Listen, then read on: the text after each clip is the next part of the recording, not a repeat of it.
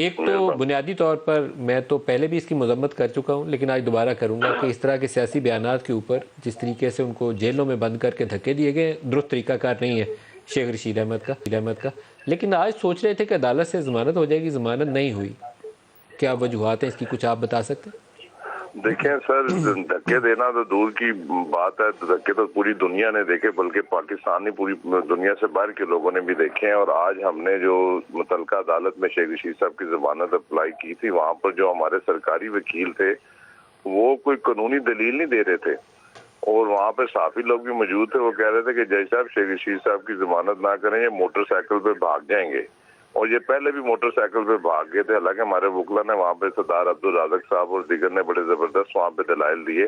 बहरहाल हमें इस मुल्क की अदलिया पे पूरा एतमाद यकीन है। कल हम सेशन कोर्ट इस्लामाबाद में भी जा रहे हैं, हाई कोर्ट रावलपिंडी में भी जा रहे हैं, और हमें पूरी उम्मीद है कि आने वाले 2-4 दिनों में शेख रशीद साहब की जमानत हो जाएगी। लेकिन नदीम मलिक साहब, जो इन लोगों ने 7 दिन के अंदर पाकिस्तान का जो सबसे सीनियर तरीन पार्लियामेंटेरियन है, जो उसके साथ सलूक किया, आपने अपनी पूरी जिंदगी में शहबाज शरीफ साहब को भी कोर्टों में पेश होते हुए देखा होगा, हमदा शहबाज को भी, मरियम नवाज साहबा को भी, आसिफ जरदारी को भी।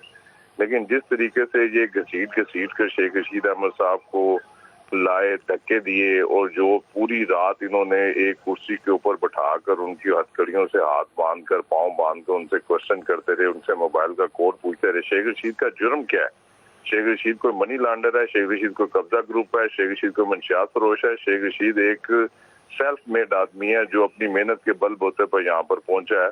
और आज अगर उन्हें आसिफ जरदारी या बिलावल भुट्टो या राना सनाउल्लाह या शहबाज शरीफ को ललकारा है, और ललकारने ये भी ललकारते हैं, आपके पास बिलावल भुट्टो की स्पीच होगी जिसमें वो शेख रशीद अहमद को 2-4 दफा गटर कह के पुकारा, और शेख रशीद ने अगर 2-4 अल्फाज कह दिए तो कौन सी क़यामत आ गई। राशिद साहब, जो इस तरह के सियासी बयानात के ऊपर शेख रशीद के साथ जो कुछ किया गया, मैं उसकी पुरजोर मजम्मत करता हूँ। ना सिर्फ इसकी बल्कि फवाद चौधरी को भी जिस तरीके से पकड़ के गिरफ्तार किया गया उसकी भी मजम्मत करता हूँ। और फिर ऊपर से ये कह देना कि नशे में थे, शराब की बोतल मिली, और भी तज़हीक अमेज़ है। लेकिन एक बात जिसको आपने अंडर एस्टिमेट किया है शायद अपने तबसरे के अंदर, शहबाज शरीफ की गिरफ्तारी भी कोई बड़े इज़्ज़तदार तरीके से नहीं हुई थी। मरियम को बहुत कोई इज़्ज़त वाला मामला नहीं था दिया गया। आसिफ जरदारी साहब ने 10-11 साल पहले जेल काटी थी, उसको भी अभी जिस तरीके से पकड़ के बंद किया गया था, और फरियाल तालपुर को, वो दुरुस्त तरीका नहीं था। आसिफ जरदारी और शहबाज के ऊपर जो मुकदमा थे उसके ऊपर तहकीक होनी चाहिए थी, सजा भी होनी चाहिए थी। लेकिन मरियम नवाज वाला तो पूरा पॉलिटिकल मोटिवेटेड देना, पुलिस वालों नहीं, जायज ही नहीं है, उनको सीढ़ियों से फेंकना जायज ही नहीं है। मैं तो मजम्मत करता हूँ, मुझे बहुत दुख हुआ है वो देख के, वो जब उन्होंने धक्का मारा, मुझे बहुत अफसोस हुआ उसके ऊपर। वो दुरुस्त तरीका नहीं है, के ऊपर खून के निशानात थे।